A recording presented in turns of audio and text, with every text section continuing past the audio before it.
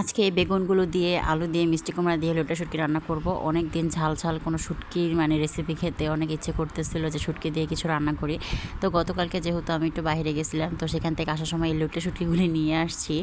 এগুলি দেখেও ভালো লাগছে, একদম মোটা মোটা ছিল শুটকিগুলি। আর লোটা শুটকি কিন্তু সব তরকারির সাথে দিলেই ভালো লাগে। শুটকি রান্নাতে আমার মনে হয় বেস্ট হচ্ছে লোটা শুটকি, আর ভর্তাতে হচ্ছে চাপা শুটকি। আমার কাছে এই দুইটা সবচেয়ে বেশি ভালো লাগে। প্রথমে একবার ভাবছিলাম যে ভর্তা বানাবো লোটা শুটকি দিয়ে, ভালোভাবে কাঁচা পেঁয়াজ তারপরে শুকনো মরিচ দিয়ে, তারপরে বাটাবাটি ঝামেলায় যেতে চাচ্ছিলাম না। তাই আবার ভাবলাম যে থাক রান্নাই করি, যেহেতু ফ্রিজে বেগুনও আছে, মিষ্টি কুমড়া আছে, আলু আছে। আর শুটকি তরকারি কিন্তু অনেক রকমের সবজি দিয়ে রান্না করলে বেশি ভালো লাগে। আর মেয়েদের জন্যই তো আমি এখানে খিচুড়িও বসাই দিছি, এখনও হয় নাই, আরও হবে আর কি। তো এখানে তো শুটকিটা একটু বসাই দিলাম। আমি এখানে পেঁয়াজ কুচিগুলি ভালোভাবে ভেজে নিতেছিলাম, একটু আদা রসুন বাটাও দিয়ে দিলাম, তারপর গুঁড়া মশলাগুলি দিয়ে দিলাম।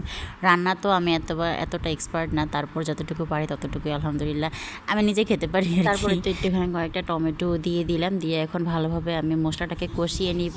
আর আমি যে শুটকিটা করছিলাম না, কেটে কেটে রেখে দিয়েছিলাম কেচি দিয়ে, সেটা আমি কিন্তু গরম পানিতে ভিজিয়ে রাখছি, যাতে শুটকির গায়ে যেসব ময়লাগুলো থাকে সেগুলো সহজে উঠে যায়। তারপরে আমি ভালোভাবে ধুয়ে এখন এই তো তরকারিতে দিয়ে দিলাম।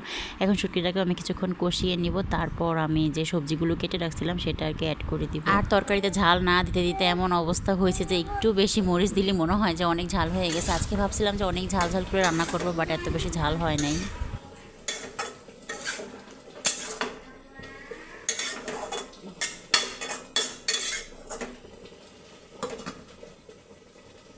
তো আমার শুটকিটা কিন্তু অলরেডি হয়ে গেছে, আর অল্প কিছুক্ষণের মতো ঢাকা দিয়ে রেখে দিলে আমার এটা একদম রেডি হয়ে যাবে। রান্না করে দেখতে পারেন, আসলে কিন্তু অনেক ভালো লাগে। আমি যদি আরেকটু মরিচ দিতাম তাহলে একটু ঝাল ঝাল করলে আরও বেশি ভালো লাগতো। আমার শুটকি হয়ে গেছে, এখন চুলাটা অফ করে দিব।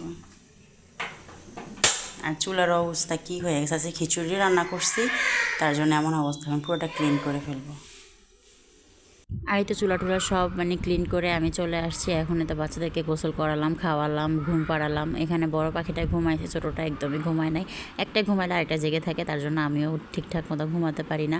আর সন্ধ্যাবেলা ওরা এখানে খেলতেছিল আনিশার সাথে। আনিশাও দেখি টেবিলের উপরে বসে এভাবে খেলতেছিল। আসলে বাচ্চারা বাচ্চাদের সাথে থাকতেই বেশি একটা পছন্দ করে। ওদের তো মোট কথা আনিশাকে পেলে আর কাউকেই লাগে না। তো যাই হোক, আমার এখানে সব কাজ কামও শেষ হয়ে গেছে। জাস্ট বাচ্চাদেরকে এখন আমি একটু খাওয়াবো, তারপর আর কি আমরা শুয়ে পড়বো। আর আমি রাত্রেবেলা বেশি লেট করে ঘুমাই না, তাড়াতাড়ি ঘুমানোর চেষ্টা করি, ওদেরকে ঘুমানোর চেষ্টা করি আর কি। আর আমার তো চুলো টুলো সব ক্লিন করে রেখে দিছি।